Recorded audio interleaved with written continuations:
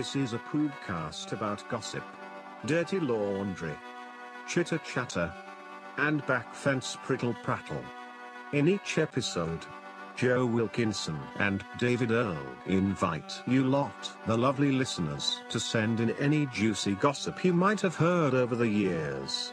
At the end of each episode they will choose their favorite bit of gossip and place it on the new Gossipmongers leaderboard. It's ever so big and shiny, so, without further ado, welcome to Garden Maintenance. No. Gullible Morris Dancers. No. Graham Norton's Macho. No. Gossipmongers. Yes. Gossipmongers. Yes. Yes. That's it. Gossipmongers. Welcome. Get your gossip goggles on. Get your gossip goggles on. Gossip number 1. This is from Ryan. Dear Gossipmongers, my piece of gossip comes from a bloke I used to work with years ago. Let's call him Tom. Tom told me that when he was growing up, he and his older brother were lucky enough to have a small swimming pool in the back garden of their family home. This seemed unlikely to me as I knew that Tom and his family were from Basildon in Essex, and the idea that anyone in Basildon owned a swimming pool in the 80s is quite frankly laughable. Anyway, one day in the summer holidays, Tom and his brother were splashing about in the pool having a great time.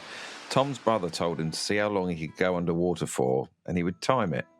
Tom couldn't be bothered, so kept saying no. But his brother continued to ask him with an increasingly urgent tone. Tom eventually relented and dutifully held his breath underwater for about 30 seconds or so before surfacing. As Tom opened his eyes, he noticed his brother lowering his arm quickly from above his head down to the surface of the water, but thought nothing of it. How long was I under? Tom asked. Dunno, said his brother, then announced he was getting out of the pool. Tom thought this was odd, given how insistent his brother was to play the game just 30 seconds earlier. His brother got out and Tom continued to splash about on his own. A couple of minutes later, a man appeared over the garden fence. Tom recognised the man as a neighbour from a few doors down the road. The man was furious and waving around barbecue tongs, shouting about disgusting animals or something. Eventually, the man explained that while he was stood in his garden barbecuing sausages for his family, on a lovely summer's day, a huge, sopping wet human turd just lobbed a turd. came flying over his face, hit his barbecue and displaced the sausage on the grill. Fucking hell. Did you just lob a turd? Yeah. Simple as that. Tom immediately protested his innocence, having no idea what this bloke was on about and suspecting he might be fully mental. It was only halfway through this explanation that the penny finally dropped for Tom, much like that human butt nugget. And Tom realised the weird arm movement he'd seen from his brother as he surfaced minutes earlier was the smoking gun. And his brother was actually the phantom turd lobber. Suddenly, everything made sense. His brother's weird insistence on Tom going underwater for as long as possible had provided him with just enough time to fire out a nug, grab it from the back of his shorts, and fling it over the fence. None of this makes any sense to me. Why not nip to the lab? He then escaped just in time to leave Tom to take the consequences. It was an almost flawlessly executed plan. And had Tom not been a total pussy and surfaced just 1 second later, he would have got away scot-free. Luckily, the man accepted Tom's claims of innocence and walked away. Tom later confronted his brother about it, but he denied it and just smiled.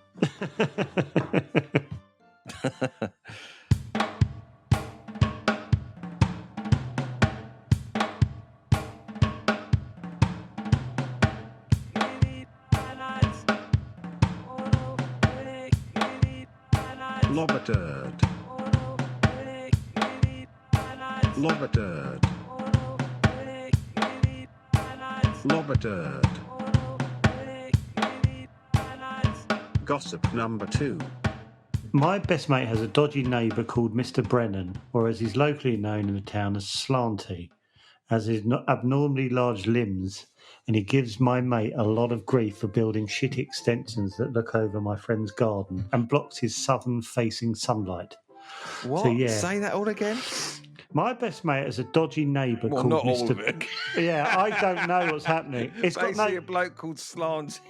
Yeah, it's has to go at someone for extensions. Yeah. Right, I've got to read it again. I'd love a comma at some point, but I'm not going to get one. My best mate is a dodgy neighbour called Mr. Brennan, who, as he's locally known in the town as Slanty, I think he means because of his abnormally large limbs. And he gives my mate a lot of grief by building shitty extensions that overlook my friend's garden and blocks the southern-facing sunlight. So, yeah, can't have any more fucking barbecues thanks to that cock. I still don't know what's going on. Nor do I. Is that the end of the... No, it's not. But and the counts are about as useful as a chocolate teapot when it comes to building regulations. I know what you're thinking. What a prick. I'm not thinking anything, mate. I'm confused. But it doesn't end there. He literally always looks at me every time I go round my friends through his old withered net curtains. But he's a lanky prick, so his head's right at the top of the front living room window. Basically at a 45-degree angle and virtually touching the frame. I assume that's why he's got a receding hairline, the nosy right-angled bastard. Did he just offload about someone on... Yeah. What a load of rubbish. I think he just had a moan about his friend's neighbour, didn't he?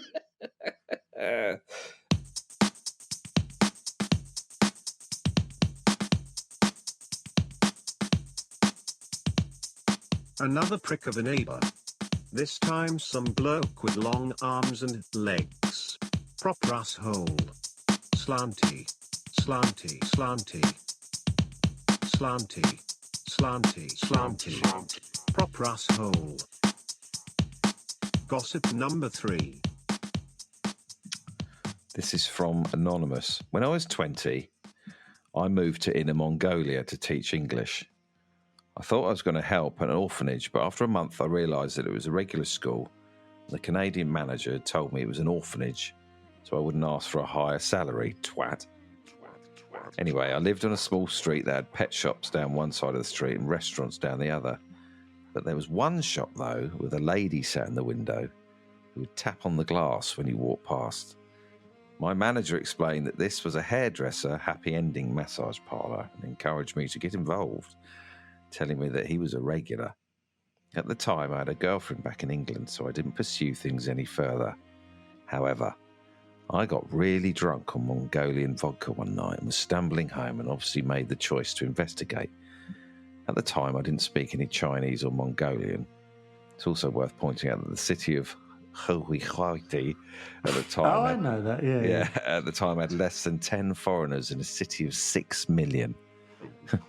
She ushers me through the door and I jabber at her and she jabbers at me. It becomes clear that communication is going to be an issue. They have a bed though, and I lie down on it and she holds up 5 fingers to signify 50 RMB, 5 quid. So she starts giving me a massage and after about 10 minutes worked her way round to my knob. Nice and blunt. Hardly 50 Shades of Grey, is it? She holds up 5 fingers again, which I correctly take to mean £5 for a happy ending. So I give her another 50. She commences the grisly task.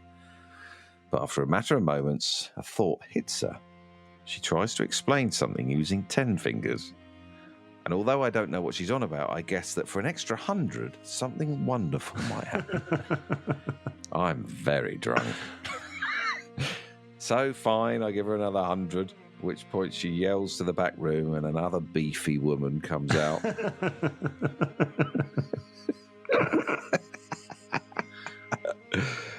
The original lady keeps going on the up, down, but to my horror, Beefy climbs astride me, wraps her fingers round my throat and starts to choke me. I'm in a fight for my life. I start thrashing about, but she's too heavy. I kick my legs, trying to gain enough momentum to unseat her, but she's a big girl. At one point, I managed to tell her to fucking stop, but she just smiles and spits in my face. All the time, the hand job continues with metronomic precision. Somehow, I roll off the bed, push Beefy into a corner. They're both cackling hysterically and run out the door into the night, saliva glistening on my face. For the next 6 months, every day on my way to and from school, the lady taps on the window when she sees me and bursts out laughing.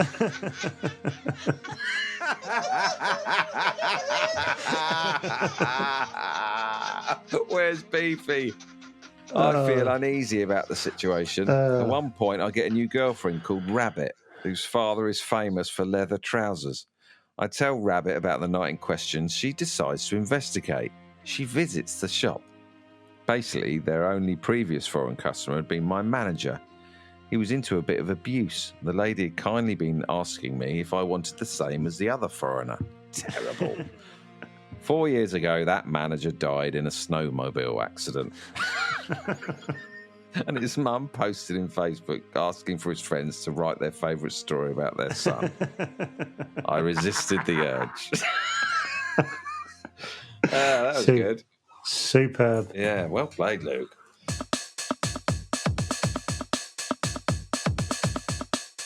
I spit on your face, I strangely your neck. I spit on your face. My name is Beefy. I spit on your face. I spit on your face, I strangle your neck. I spit on your face. My name Beefy. I spit on your face.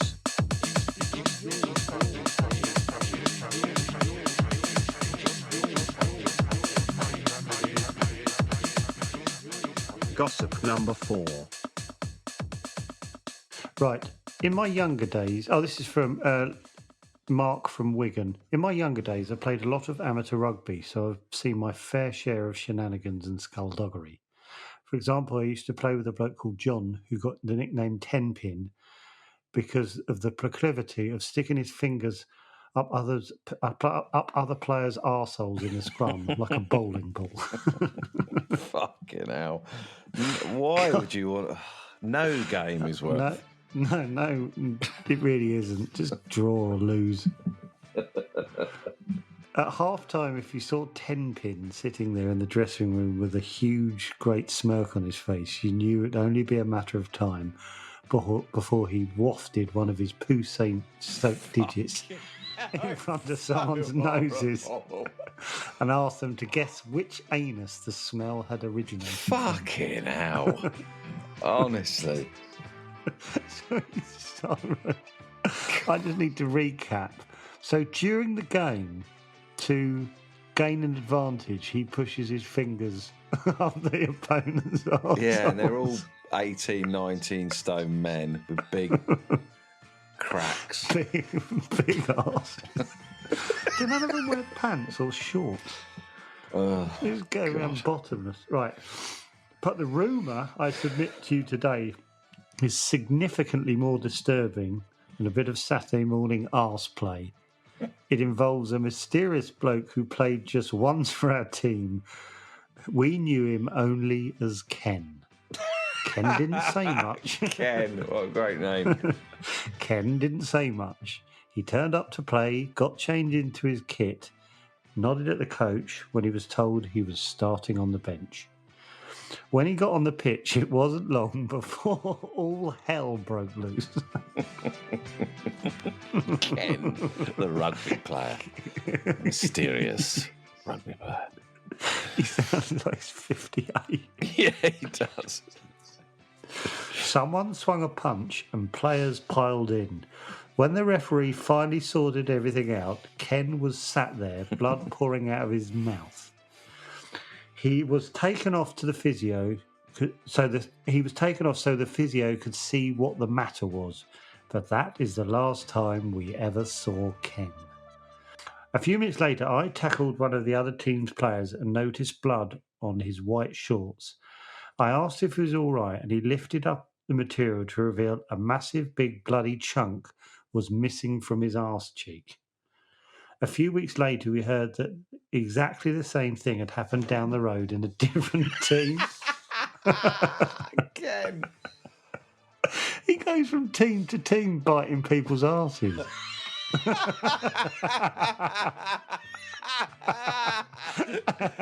Oh, God. Then fucks off, never to be seen again. He's only on 10 minutes. God, I'm really picturing Ken Barlow. The legend of Ken died down after that until a few years ago when a plumber mate of mine did a job in a house in Radcliffe. He got his arse bitten. Yeah, halfway up the ladder. My mate swears blind the owner of the house had a shelf in the kitchen with labelled jars containing what he thought were pickled onions and other vegetables.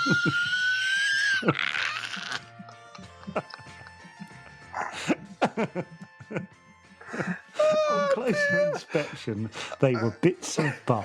Oh, God, that made me sick. Fucking hell.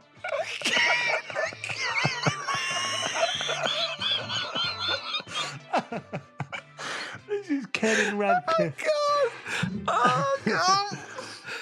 Every jar had a date and the name of a team where the samples were collected. Fucking hell. Oh, God. He reckoned it had been happening for years. Oh, Fucking hell.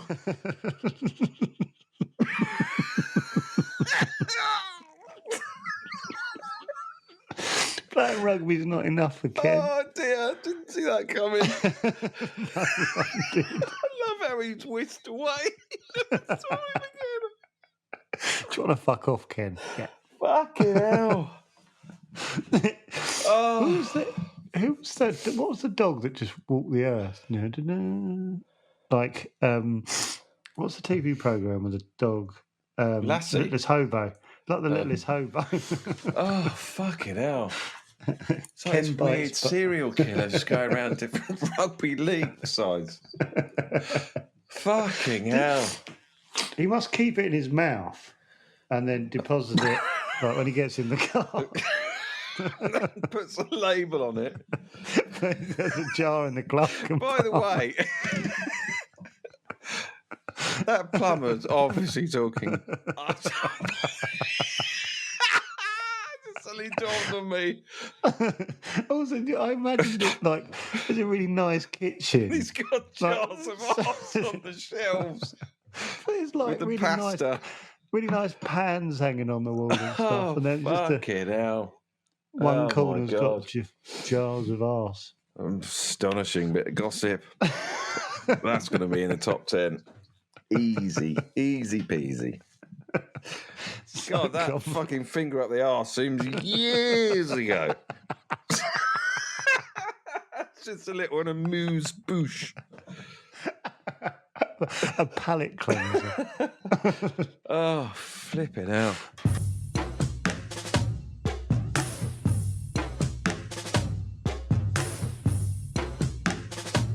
Mysterious Ken. He bite chunk out of your big ass. He then store your ass in kitchen. Mysterious Ken. He's out there somewhere. He bite chunk out of your big ass. He bite chunk out of your big ass. Ken.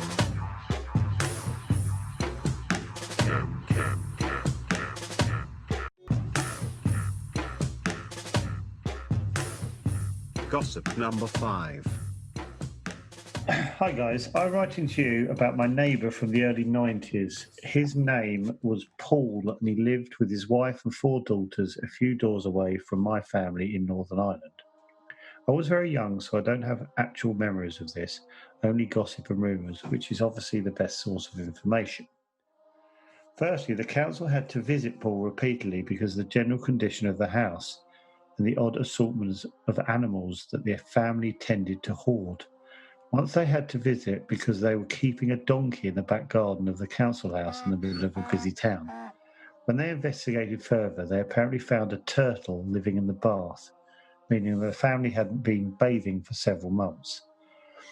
There was also a gangrene... Fuck off. Does that There's mean also- that? No, sorry. There was a... Yeah, you can take a turtle out. Take a turtle out of the bath and You bathe. put, Put the turtle back in you the put the bath. turtle back. There was also a gangrenous chimp in the living room, along with several dogs and cats. Finally, the youngest daughter had nits that would jump from her eyebrows as she spoke.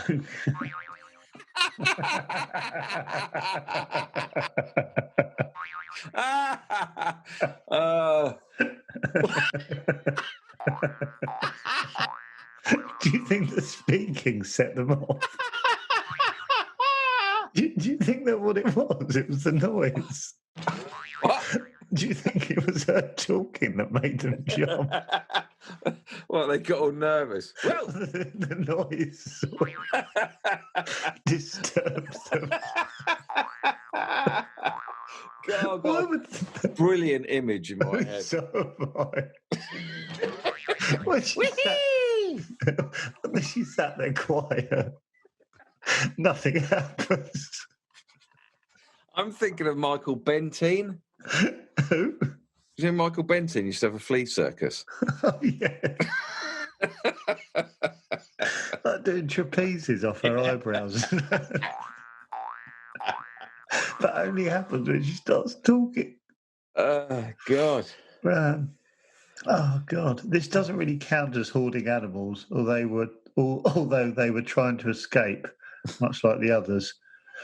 I have included a screenshot and attachment of some gossip mongering with my mum, as I check some for the facts surrounding Paul's pets.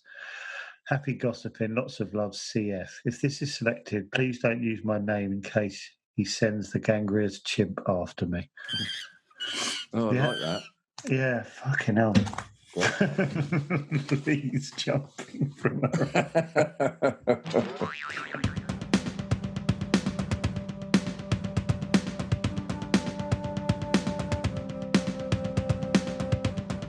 Funny little girl with dirty little fleas living in her eyebrows. If you please. Ah, yes. Boing, boing. Fleas in the strips of hair above her eyes. Boing, boing. Boing, boing. Boing, boing. Boing, boing.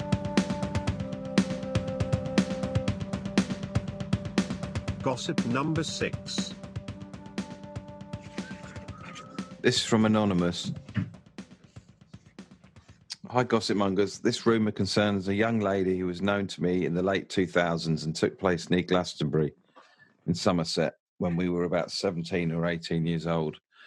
This young woman, who later became known as DFS, it was said was not altogether very experienced in the bedroom department.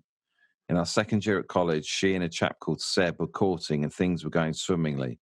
The romance was blossoming and they were beginning to discover each other sexually. DFS's parents were due to be away for a few nights while she stayed at home to dog sit. This presented the perfect opportunity for a nice long stretch of time alone when she and Seb would not be disturbed. The weekend drew near and the pair were beside themselves with excitement. On the big day, DFS welcomed Seb to the family home. They took the stairs 2 at a time in their haste to get down to some serious spelunking. With the house to themselves, their tantric territory quickly expanded from her quarters until eventually they were performing the conjugals in the hallway, on the stairs, and even over the kitchen counter. The eager lovebirds made passionate, squelchy, whiling away many happy hours together, and as their familiarity with each other grew, so did their appetite for experimentation. On the afternoon of the second day, Seb inquired whether he might enter via the tradesman's entrance. Excited by such a thrilling prospect and not wanting to divulge her naivety in this area, DFS quickly agreed. Having been offered the keys to the city,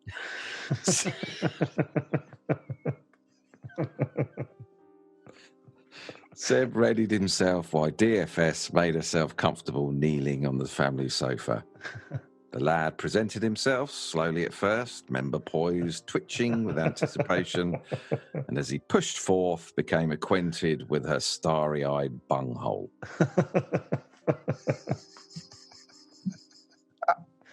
This is childish. We shall never know whether it was a symptom of her pent-up excitement that caused what happened next, or if it was overzealousness on Seb's part, as he enthusiastically mashed at her unborn turds. Unborn turds. This is very base, but very well written. Or if he somehow managed to hit some internal emergency relief button. I wonder where this is going. Whatever it was, the upshot was that the resolve of her fudgy clench succumbed and a brown volcano erupted over the soft furnishings as the contents of her rectum exited in a sudden and dramatic fashion. Subsequent hours before her parents were due to return home were spent trying to clean up the resulting mess. Despite their best efforts, her parents' prized cream sofa was christened with several very large coffee-coloured stains.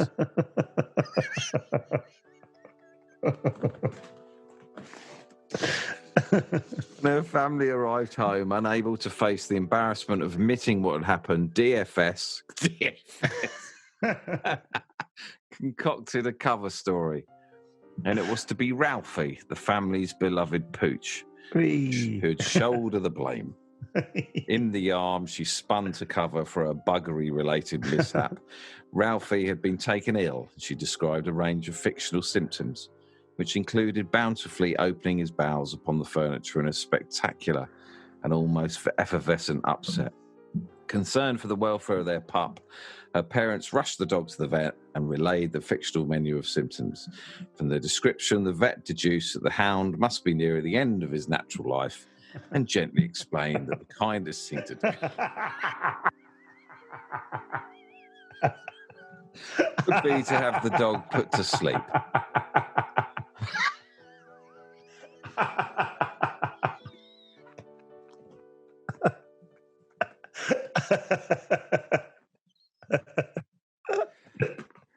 Not wanting their animal to suffer any longer than necessary, DFS's parents took the tough decision to do what they were advised was best for the dog. They waited as Ralphie was prepped and then said their goodbyes, watching as the drug was administered and their pet slipped away before returning home to break the news to DFS.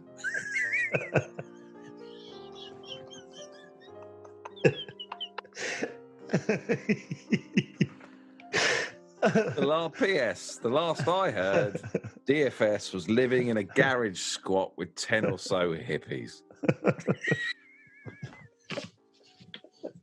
Oh my God.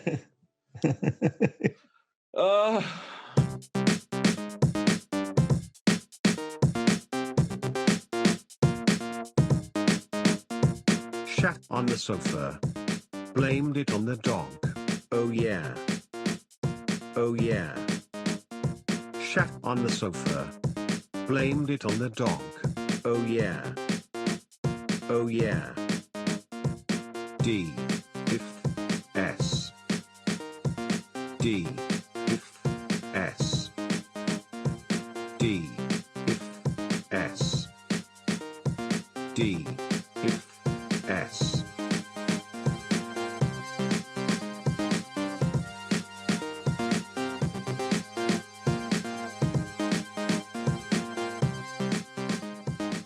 Gossip number 7. This is from Mark in Sheffield. This story is from a man I used to work with. Let's call him Stephen. He's retired now, but he grew up on the Isle of Wight in the town of Cowes. A river runs down the middle of Cowes, splitting the town in half. Don't have to tell me, mate. Stephen went to school on one side of the river and lived on the other. So every day he had to catch the floating bridge across the river and back. There was a girl a few years older than Stephen who he fancied. He didn't know her, but he saw her on the floating bridge every day when he came home from school. He said she often wore a short purple dress that he really liked. Whenever he saw her, he used to jump off the floating bridge before everyone else and run home. He stripped off all his clothes as he ran up the stairs. And he'd be totally naked by the time he ran into the front bedroom. Stephen lived on the main road, and the older girl walked past his house. He'd secretly watch her walking by from the front bedroom window and wank furiously until she was out of really? sight. No, I didn't see that coming. Fucking hell. Oh, horrible. I got hooked in. I thought it was quite a sweet story at this point. You like to have purple dress. God. You better get married to her or something. Oh, God.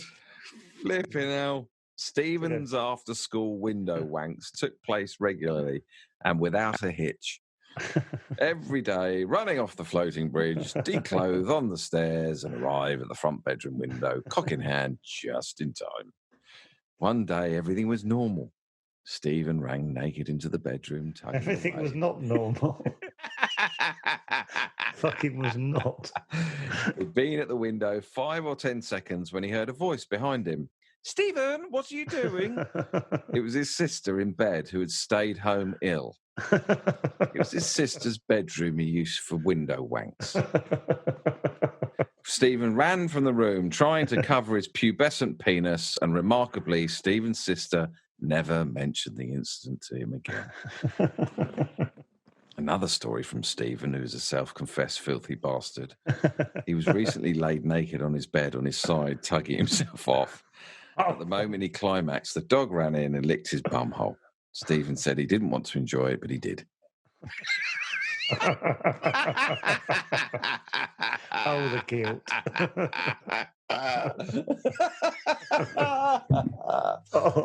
Oh, God.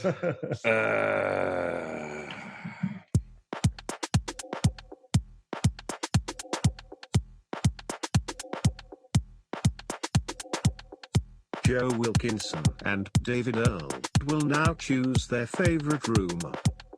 Okie doke, here are the top 5 from that episode. Number 1, DFS. DFS, what was that again? Shitting on the sofa and then killing the dog. Yeah, sorry, yeah, my mistake. Number 2, the flying turd. Oh, yeah. Number 3, happy ending strangle. Yeah, that's good, yeah. Number 4, Ken eats arses. Ken Sorry? eats arses. Sorry, say that again? No. And number 5, Slanty, the neighbour. Okay, so if you write down... Yeah, what? I'm writing down. I'll write down my favourite. All right, after 3. 1, 2, 3. Ken eats arses. Strangle with a happy ending. Oh. Oh, no. Oh, shit, no, yeah. Ken is arses. Ken what? Ken's arses. Ken eats. Do you remember the actual fucking gossip? Yeah. Yeah. Ken's arses. No, Ken bites arses, I meant. Yeah. I've forgotten about him. How did you forget about him? Absolutely. Yeah. Oh, yeah, what do we do if we don't agree? I'm not saying I don't. I agree now. I'll do that another time. Yeah, deal with that. By just saying go for that one. Okay, well, we're going to put Ken eats arses down the cylindrical tube and it's going to whiz its way Can I up do it? and then shoot out onto the leaderboard. And what happens at the end of the season, Joe? The top ones that have gone through the chute into the leaderboard will be in the draw to the quarterfinals of the Gossip of the Year. Yeah. So I'm going to roll up Ken eats arses and then pop it into the tube. There it goes. Woo!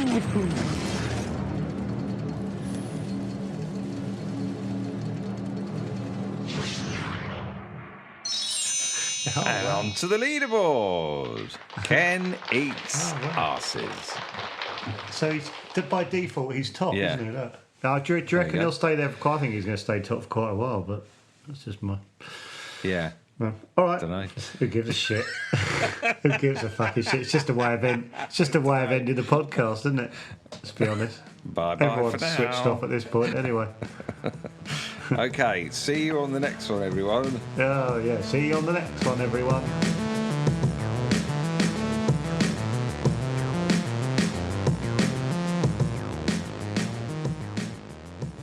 Thank you for listening to this podcast.